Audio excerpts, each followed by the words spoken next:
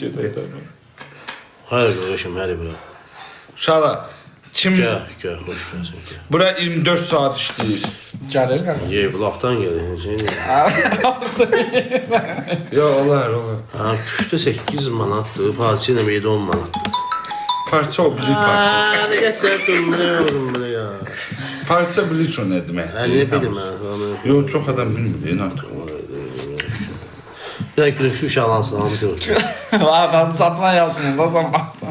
Güneşli uşaqları öpürəm siz, ürəyimsiz. Ay nömrəni götürüb qəsdən tamaz yazır ola sana. Ha, bir daha ben de bunu ne burada? Alo. Ha. Ha. Doğru olmuş ağladı ki bu. Bak dostları. Hamısının vesibeti var, gələcəklər. Sen zaafı ne diyor? Vesibeti var, ben 100. Alo. Lan bu kim diyor? Oy bu vaxt çok. Ay nömrəni yazmayın da bura. Alo. Nömrəni yazmayın.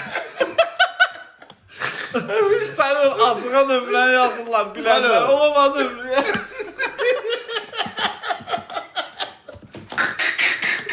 Bu ne diyorlar? Yazın başına artık hesaplaşım buna döndü. Artık Alo. Ben hesaplaşmayı gördüler ya. göstərmə.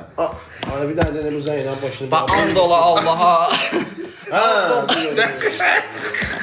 Ay nömrəni yazmayın da Allah heç oğlansın. Sənin mən onun əlindən var ha. Zəng Alo. iş nömrəsini.